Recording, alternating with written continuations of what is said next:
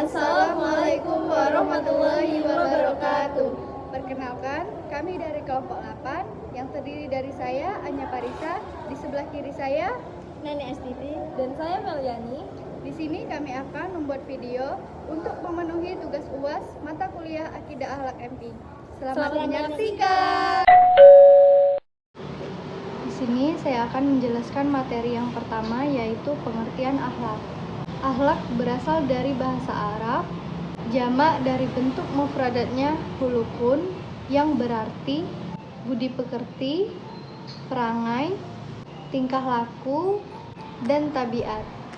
Sedangkan menurut istilah adalah pengetahuan yang menjelaskan tentang baik dan buruk, benar dan salah, mengatur pergaulan manusia, dan menentukan tujuan akhir dari usaha dan pekerjaannya. Firman Allah dalam surah Al-Qalam ayat 4 yang artinya, dan sesungguhnya engkau Muhammad benar-benar berbudi pekerti yang agung. Dalam ayat di atas, Allah Subhanahu wa Ta'ala sudah menegaskan bahwa Nabi Muhammad SAW mempunyai akhlak yang agung. Hal ini menjadi syarat pokok bagi siapapun yang bertugas untuk memperbaiki akhlak orang lain. Logikanya, tidak mungkin bisa memperbaiki akhlak orang lain kecuali dirinya sendiri sudah baik akhlaknya. Baiklah, di sini saya akan menjelaskan materi yang kedua, yaitu akhlak seorang muslim kepada kedua orang tua. Kita sebagai seorang muslim hendaklah berbuat baik kepada keluarga, terutama kepada orang tua, apalagi kepada ibu loh, karena ibulah yang sudah mengandung, menyusui, dan membesarkan kita dengan penuh kasih dan sayang. Maka dari itu, kita harus berakhlak kepada kedua orang tua dengan cara mencintai mereka, lemah lembut dalam tutur kata, merendahkan diri di hadapannya, berdoa untuk mereka, meminta doa kepada mereka, berbuat baik kepada mereka sepanjang hidup, dan senantiasa berterima kasih kepada mereka.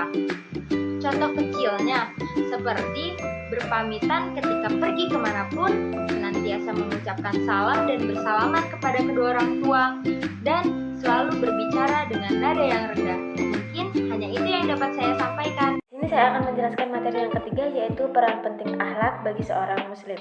Akhlak adalah suatu yang utama dalam ajaran Islam. Hal ini dituntut dari manusia karena ia mempunyai panca indera. Ia juga diberi akal untuk memilih, menilai, dan membandingkan antara perbuatan yang baik, buruk, salah, dan benar dalam kehidupannya.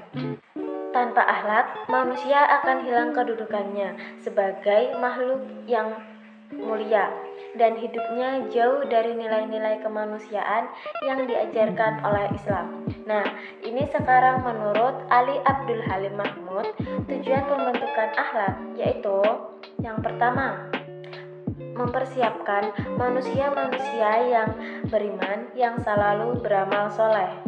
Yang kedua, mempersiapkan insan beriman dan soleh yang menjalani kehidupannya sesuai dengan ajaran Islam, seperti melaksanakan apa yang diperintahkan agama dengan meninggalkan apa yang diharamkan. Contohnya, yaitu menjalankan sholat, puasa. Nah, terus yang dilarang itu jangan jadi orang yang suka menghina dan suka mengejek. Yang ketiga yaitu mempersiapkan insan beriman soleh yang biasa berinteraksi secara baik dengan sesamanya, seperti saling sapa saat bertemu di jalan. 4. Mempersiapkan insan beriman dan soleh yang mampu dan mau mengajak orang lain ke jalan Allah. Dan materi terakhir yaitu metode pembelajaran di MI. Metode dalam kegiatan belajar mengajar, tidak semua anak mampu menangkap materi dengan singkat. Karena daya saraf anak didik bermacam-macam. Ada yang tepat, ada yang sedang, ada yang lambat. Nah, apa sih metode pembelajaran yang seharusnya kita lakukan dalam belajar?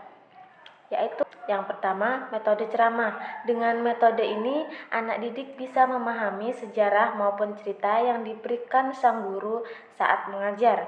Yang kedua, metode diskusi.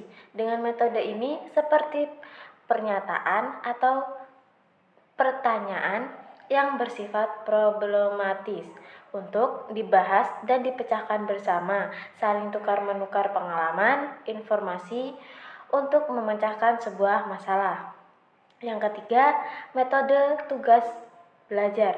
Dengan pekerjaan yang harus diselesaikan dengan melatih siswa untuk belajar mengerjakan tugas. 4. Metode demonstrasi. Dengan memperagakan atau mempertunjukkan kepada anak didik dengan penjelasan lisan. Yang kelima, yaitu metode eksperimen, seperti melakukan percobaan dengan membuktikannya sendiri. Baiklah, sekian video dari kami. Lebih dan kurangnya kami memohon maaf. Kami akhiri. Wassalamualaikum